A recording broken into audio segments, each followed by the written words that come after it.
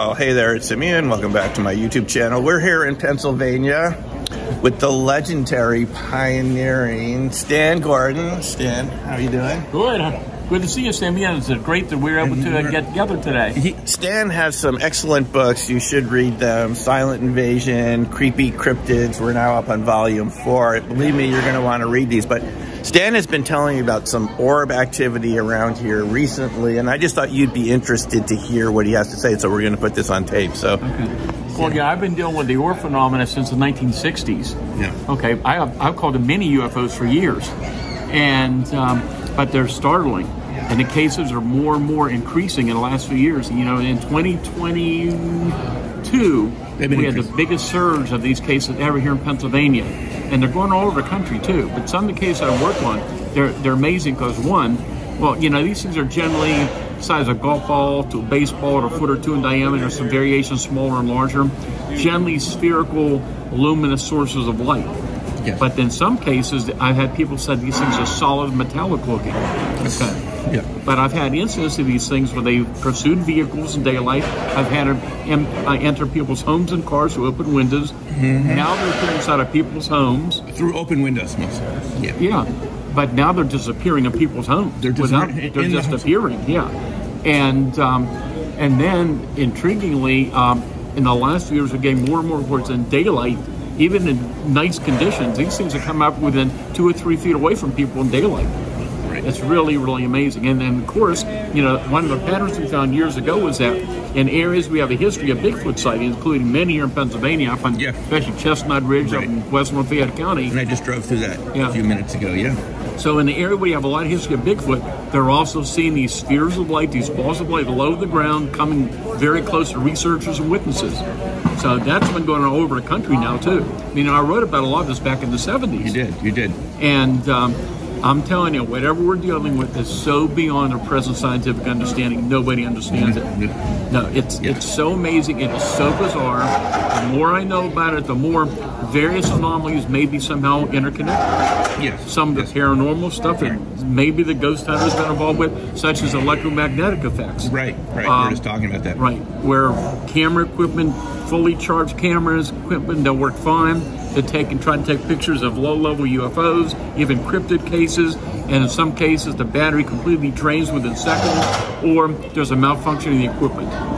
That's going on more and more in recent years now. Are people more likely to talk about it now that this is in the news more frequently with the so-called, you know, quote-unquote drones or whatever's going on in various states? You know, what do you think? I'm not seeing that there's a big increase in reports, because I get reports every year, all year round. Yes, and the last few years, more and more. And I do a lot of lectures. And one of the questions I ask people when I start is, how many are aware the Pentagon has an office to investigate UFOs now?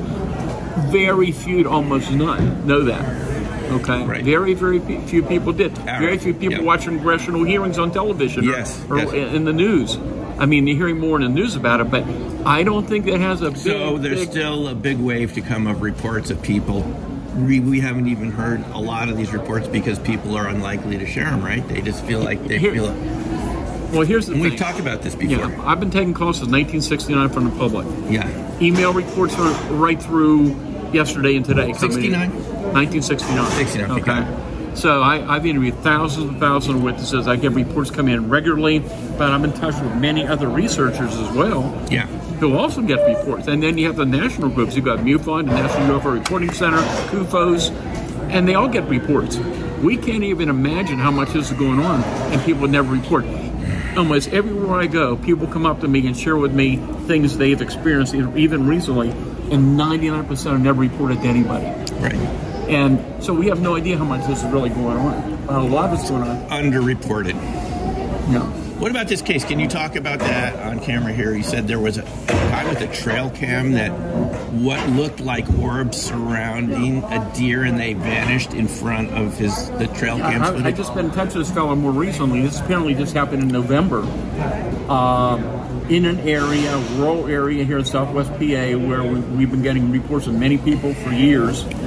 And apparently he saw there was some recording on one of his game cams. He played it back, and I remember exactly what it was. Pretty close to the fact that there was a small orb in the area that a deer was watching. The deer hit its tail up because he was reacting to it, and then suddenly multiple little orbs or spheres began to encompass the whole deer, encompass around, as if he's describing what it looked like, and then the deer is gone, but the orbs are still there. Wow, that is...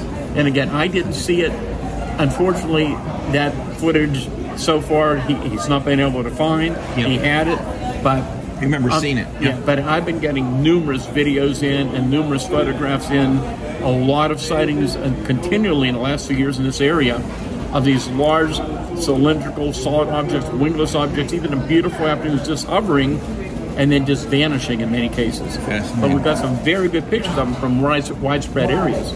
Stan, if people want to give you a report, do they just go to your website? It's stangordon.info, am I right? Well, the contact information is on there. They can call my phone. Actually, I get a lot of calls. It's 724-838-7768, or email is paufo@comcast.net. But there's other information on the website as well. Got it.